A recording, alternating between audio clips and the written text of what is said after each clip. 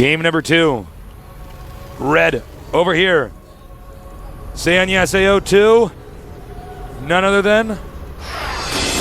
Next Bleach. Next Bleach. Over here, the bottom left. Our player from China. Give a big ni hao ma to the one, the only. Loner. China, Korea. That's Oh, right. by the way, we got to make sure we're on top of the unit tabs. I was actually not good about that last game. I do apologize for that. And, you know, I hope Loner can just keep his cool and play his A game here, because Loner is a much better player than what we just saw from him. Yeah, definitely. He's ranked amongst the top. He has 2 accounts amongst the top-ranked players in Korea, and I'm sure on the Chinese server he's ranked quite highly as well. This guy practices his ass off, and a really great player, a very friendly guy, and I really do want to see his full skill against Bleach. Well, one thing about him is that, you know, when we were at the Stars War tournament, he was actually practicing non-stop. Yeah. I really respect that. There was like War 3 matches going on stage, and he was on his computer on stage just practicing. Yeah, I really respect that. Notice Bleach does tend to scout right away. Yep.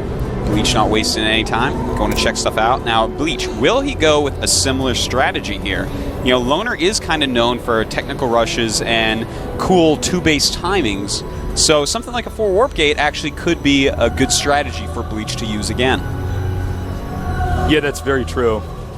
We have seen a lot of people hide a pylon over in this region right here, and warp in units, which can be very effective against Terran. So Terran has to be on guard. A lot of Terrans do actually tend to one base on this map. Don't try to get an expansion early. Yeah, it's just so close from natural to natural. You can apply a lot of pressure very fast, and that's kind of good for one basing, you know? Very good for one basing. Just pretty standard build orders here.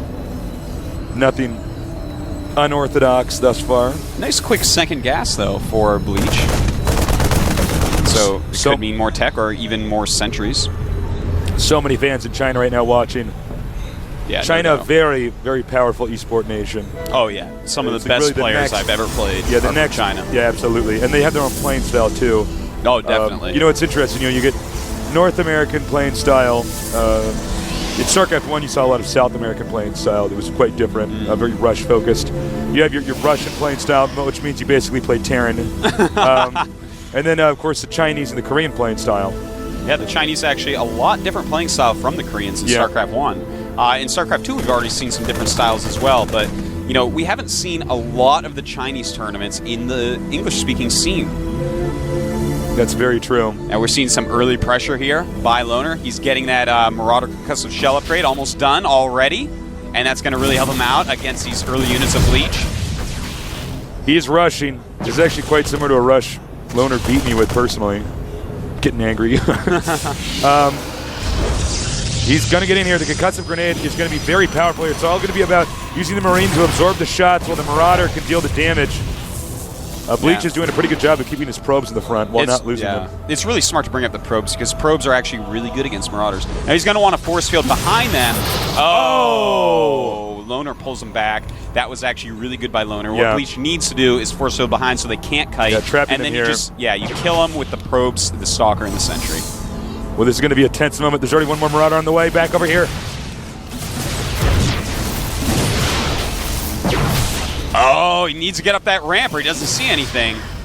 And here he goes, going after the Sentry. Sentry dies big deal. Pretty quickly. Zealot is out, but if he gets the Stalker, he can just micro. Oh, he does get it, but it looks like he's going to lose his... Oh, the Marauder, one Marauder going down. Second Marauder on the way, though, over here. He's charging out a... Oh, no, he's getting warp gates, so he's going to warp in 2 Stalkers, presumably. That'd be the most logical thing to do. Yeah. The Zealot will take the hits, and the Stalkers will deal the damage. That is what he wants to do.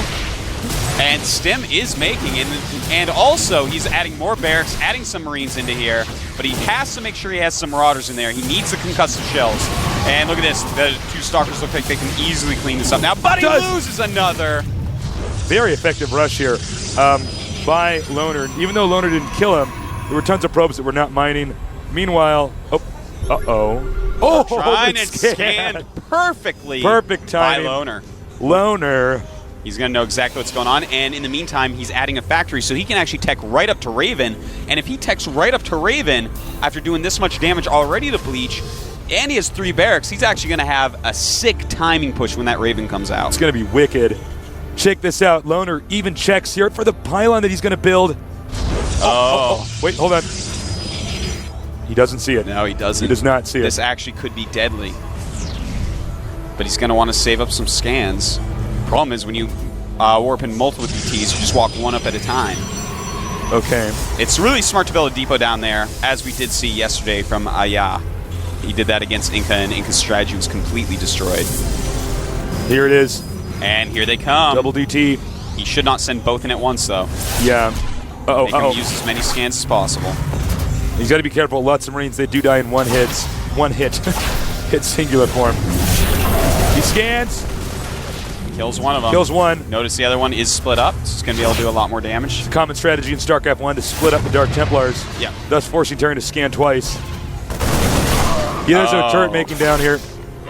Still, that Dark Templar is alive. 4 kills on it He already. shouldn't go over here. Oh! 9 HP. Yeah, he just needs protection on for a moment more. That starport, not the greatest place to put it. And he needs to get that done so he can get a Raven out. Yeah, that would be very helpful. And he is making another missile turret to cover that up. Saving up for another scan, of course, as well. In the meantime, Bleach is actually going to go ahead and expand. Back over here, focal point of the game, the DT. Let me take a quick glimpse into the Protoss' base to show you guys what's going on here. We have a gateway. He is getting charge on his Zealots. Yes, he is. So that's going to help him out a lot against a Marauder and Marine-based army. Now, Terran can opt to stay one base and keep using mules. This position over here isn't that important. He's not like he's going to expand right away there. Dark Templar edges in here. This is a risky move. Wants to hit some SCVs, but nice micro on him back. And it's barely out of range. He does have the option to scan.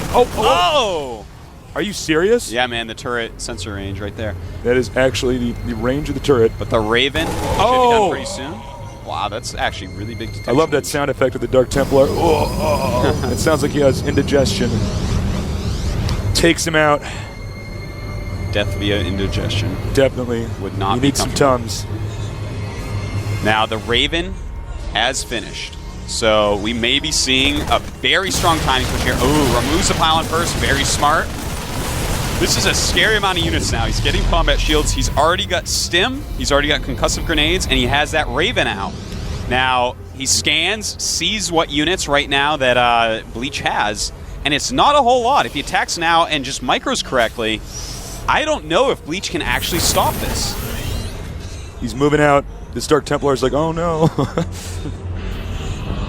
BT's going to want to try to catch reinforcements. That's going to be his main job. He might try to counterattack into the... no, you're right. He is going to go back and do that. So we have the attack over here.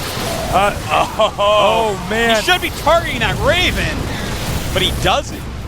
Now he's target firing it. Needs to target that Raven. Force field will disappear this very second. And, he realizes, I cannot hold this. Smart move by Bleach. Doesn't try to hold his ground. Instead, sending the pros back up. Loner going to take out this Nexus quite easily, despite its increased health from the new patch. Nexus picked up so easily here. He's going to have to force field. He wants to split the army on the ramp.